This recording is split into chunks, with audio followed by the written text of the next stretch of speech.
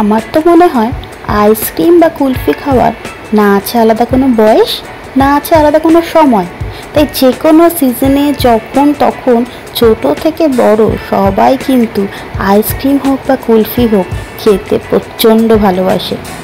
নমস্কার বন্ধুরা, ফুডি দেবযানী চ্যানেলে আপনাদের সবাইকে স্বাগত জানিয়ে আজকে শেয়ার করে নেব ম্যাঙ্গো কুলফি আর পিস্তা কুলফি দুটো প্রিপারেশন। তো চলুন তাড়াতাড়ি ভিডিওটা স্টার্ট করা যাক।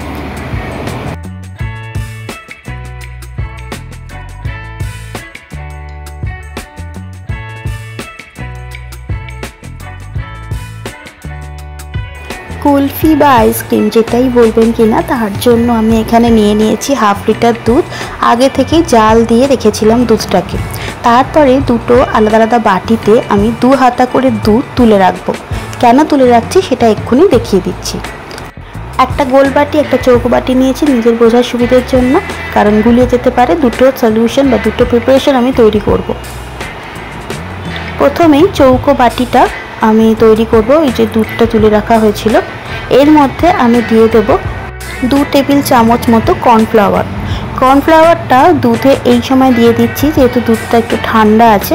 গরম দুধে কিন্তু কোনোভাবেই কর্নফ্লাওয়ারটা অ্যাড করা যাবে না। তো 2 চামচ মানে 2 টেবিল চামচ কর্নফ্লাওয়ার দেবার পরে আমি এর মধ্যে দিয়ে দিচ্ছি 1 টেবিল চামচ গুঁড়ো চিনি, যাতে আইসক্রিমটা মিষ্টি হয়। সেক্ষেত্রে আপনারা যেরকম মিষ্টি খান সেই মতো কিন্তু এখানে চিনি অ্যাড করবেন। গুঁড়ো চিনি দিলে তাড়াতাড়ি চিনিটা মিশে যাবে দুধের মধ্যে, তাই জন্য গুঁড়ো চিনি অ্যাড করেছি। আপনারা নর্মাল চিনিও দিতে পারেন। তো ভালো করে কর্নফ্লাওয়ারটা কিন্তু দুধের সঙ্গে মিশিয়ে দিচ্ছি, চিনিটাকেও মিশিয়ে দিচ্ছি, কোনোভাবে যেন ডেলা ভাবটা না থাকে। তো দুধের মধ্যে এইভাবে কর্নফ্লাওয়ার মিশিয়ে দেওয়ার পরে বাটিটাকে আমি সরিয়ে রাখলাম। এরপরে যে গোল বাটিতে দুধটা তুলে রাখা হয়েছিল তার মধ্যে দিয়ে দেবো 10টা পেস্তা, ভাঙা কাজু আর গোটা কাজু মিশিয়ে সবকটা বাদামই দুধের মধ্যে বেশ খানিকক্ষণ, বলতে গেলে আধ ঘন্টা থেকে 1 ঘন্টা মতো কিন্তু আমি ভিজিয়ে রেখে দেবো। তারপরে এটাকে মিক্সিতে একটা পেস্ট বানিয়ে নেব। যতক্ষণ এই টাইমটা লাগছে আমার, ততক্ষণে মা এখানে দেখুন বেশ কয়েকটা আম এইভাবে খোলা ছাড়িয়ে দিয়েছে। আমরা কি হয়, ভালো আম কিন্তু শুধু শুধু খেতে সবাই খুব ভালোবাসি, কিন্তু একটু আমগুলো মজে গেলে তখন আর খেতে ইচ্ছে করে না। তো সেই আমগুলোকে কি করা যায়, আমরা এভাবে আইসক্রিম বানিয়ে নিচ্ছি। আমগুলো থেকে পাল্পগুলো আমি কি করেছি, মিক্সিতে পেস্ট করে নিয়েছি। এরপরে ওই যে পেস্টটা মিক্সিতে যেটা বার করেছি সেটাকে ছাঁকনি দিয়ে ভালো করে ছেঁকে নেব, যাতে কোনো রকম আমের মতো যে আঁশ থাকে সেই ব্যাপারটা না থাকে। তো দেখুন এখানে 1 বাটি মতো আমের পাল্প বেরিয়ে গেছে, আর এখানে কাজু বাদামটাও কিন্তু ভালো করে পেস্ট করা হয়ে গেছে আমার। এরপরে যে বাকি দুধটা পড়েছিল 500 ml, তো সেই দুধটাকে আবারও খানিকটা আমি গরম করে নিচ্ছি। ঘরে আইসক্রিম তৈরি করা যে কতটা সহজ, আর এইভাবে আইসক্রিম তৈরি করলে কিন্তু আর গোনাগুনতি নেই, সবাই বেশ চটপট করে অনেকগুলো আইসক্রিম খেয়ে ফেলতে পারে। তো দুধটা একটু গরম হলেই এর মধ্যে যে কর্নফ্লাওয়ারের গোলাটা আমি রেখেছিলাম আলাদা করে সরিয়ে, সেটাকে মিশিয়ে দিলাম। আর কর্নফ্লাওয়ার দেওয়ার সাথে সাথে কিন্তু হাতাটা বা যে জিনিসটা দিয়ে আমরা দুধটাকে গোলাচ্ছি সেটা তাড়াতাড়ি করে কিন্তু গুলিয়ে নিতে হবে, নইলে কর্নফ্লাওয়ারটা তলায় ডেলা হয়ে যাবে। দেখুন দুধটা আগের থেকে কতটা ঘন হয়ে গেছে। এরপর এই ঘন দুধটা তৈরি হয়ে গেলে আমরা গ্যাসের ফ্লেমটা অফ করে এটাকে রুম টেম্পারেচারে একটুখানি নর্মাল করে নেব, মানে ঠান্ডা করে নেব। তারপরে এটাকে ফ্রিজে রেখে দিতে হবে 2 থেকে 3 ঘন্টার জন্য। এই সম্পূর্ণ প্রসেসিংটা হয়ে যাবার পরে আমি ফিরে আসছি। ঠিক 3 ঘন্টা পরে আমি ফ্রিজ থেকে দুধটাকে বার করে নিয়েছি। দেখুন কতটা জমে গেছে। তো এইবার এই জমে যাওয়া দুধটাকে কিন্তু আমি মিক্সির বাটিতে একটুখানি ব্লেন্ড করে নেব। মোটামুটি 4 থেকে 5 মিনিট মতো ব্লেন্ড করে নেব। আমার বাটি মানে মিক্সির বাটিটা যেহেতু ছোট, তো সেক্ষেত্রে কিন্তু আমি এখানে হাফ বাটি প্রথমে নিয়েছি, তারপরে আবার হাফ বাটি আমি ঘুরিয়ে নিচ্ছি। তো সম্পূর্ণ মিক্সিতে ঘুরিয়ে নেবার পরে দুটো বাটিতে আমি দুধটাকে আবারও আলাদা করে দিলাম। কেন আলাদা করলাম, ওই যে আমি প্রথমেই বলেছি আমি আজকে 2 রকমের আইসক্রিম তৈরি করব। একটা হবে পিস্তা কুলফি আর একটা হবে ম্যাঙ্গো কুলফি। তো প্রথমে পিস্তা কুলফিটাকে আমি তৈরি করে নিই। তার জন্য যে বাদামের পেস্টটা আমি রেখেছিলাম আলাদা করে সরিয়ে, সেটাকে এই 1 বাটি দুধের মধ্যে আমি মিশিয়ে দিচ্ছি। ভালো করে মিশিয়ে দিতে হবে দুধের মধ্যে, যাতে সম্পূর্ণভাবে পুরো দুধটার মধ্যেই বাদামের ফ্লেভারটা চলে আসে। আপনারা কিন্তু চাইলে এখানে আরও বেশ খানিকটা বাদাম অ্যাড করতে পারেন। আমি এখানে আমার এখানে যতগুলো আইসক্রিম তৈরি হবে সেই মতো বাদাম নিয়েছিলাম। আর ফ্লেভারের জন্য এখানে বেশ খানিকটা ভ্যানিলা এসেন্স দিয়ে দিচ্ছি, আপনারা চাইলে এটা স্কিপও করতে পারেন। আর দিয়ে দিচ্ছি সামান্য একটু গ্রিন ফুড কালার। পিস্তা আইসক্রিমের কালারটা বেশ গ্রিনিশ হলে দেখতে ভালো লাগে, বাচ্চারাও খুব পছন্দ করবে। তো দেখুন, আমরা কিন্তু সাধারণত দোকানে দেখেই থাকি পিস্তা কুলফি কিছু কিছু আইসক্রিম বেশ সবুজ রঙের হয়, তো ওই কালারটাই আনার চেষ্টা করলাম। আপনারা চাইলে কিন্তু ফুড কালারটা স্কিপ করতে পারেন। তো পিস্তা কুলফির সলিউশনটা বা মিক্সচারটা তো রেডি হয়ে গেছে, এবার তৈরি করে নিতে হবে ম্যাঙ্গো কুলফি প্রিপারেশন। তো বাকি দুধের মধ্যে আমি যে ম্যাঙ্গোর পাল্প রেখেছিলাম সেটা 2 হাতা দিয়ে দিলাম। 2 হাতা ম্যাঙ্গো পাল্পেই কিন্তু আমার ম্যাঙ্গো কুলফিগুলো তৈরি হয়ে যাবে। বাকিটা রেখে দিয়েছি শরবত বা আরও আরেকবার আইসক্রিম তৈরি হয়ে যাবে তার জন্য। তো এখানে আমটাকে ভালো করে দুধের সঙ্গে মিশিয়ে নিচ্ছি, কোথাও যাতে ডেলা ভাব না থাকে, ভালো করে দুধের সঙ্গে মিশিয়ে নিতে হবে। তো দেখুন এখানে আমের প্রিপারেশনটা একদম রেডি হয়ে গেছে।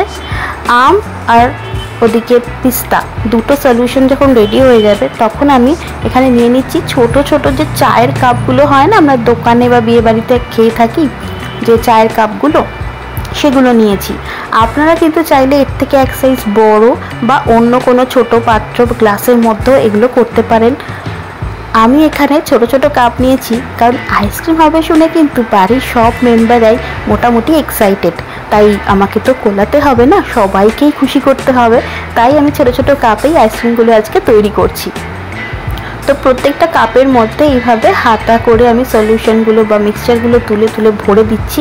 আর চেষ্টা করবেন একদম মুখ অবধি ভরে দেবার, কারণ এটা যখন জমে যাবে তখন কিন্তু সাইজে খানিকটা ছোট হয়ে যাবে, তাই আমি একদম মুখ অবধি ভর্তি ভর্তি করে কিন্তু এই দুধের গোলাগুলো ভরে দিচ্ছি। দুটোতে ম্যাঙ্গো ভরলাম, আরও দুটোতে পিস্তা কুলফির যে সলিউশনটা সেটা ভরে আমি দেখিয়ে দিচ্ছি। এক প্যাকেট দুধ দিয়ে কিন্তু আমি 2 রকমের আইসক্রিম বানিয়ে ফেললাম আজকে। কতটা ইজি না?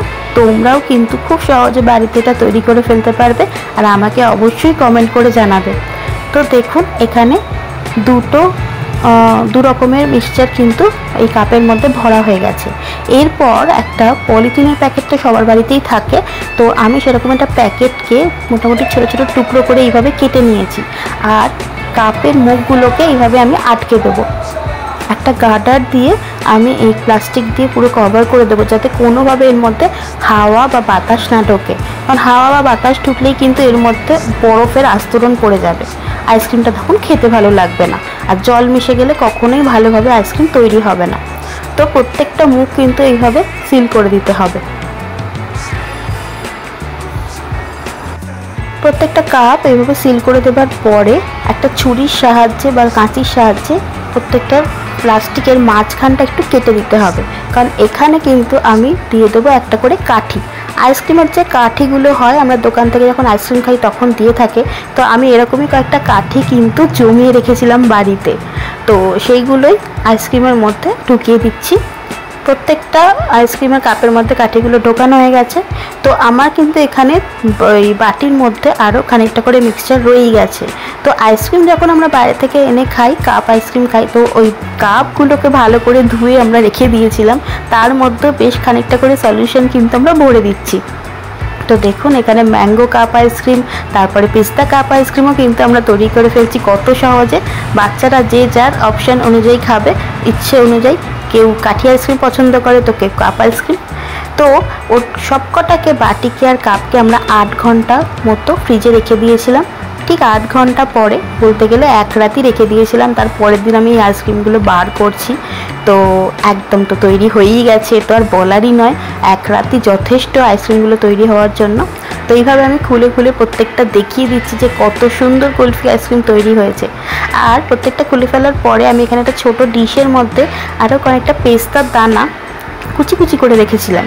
এটা ডেকোরেশনের জন্য জাস্ট, এটা কিন্তু তোমরা জাস্ট স্কিপও করতে পারো, এটা একদম অপশনাল।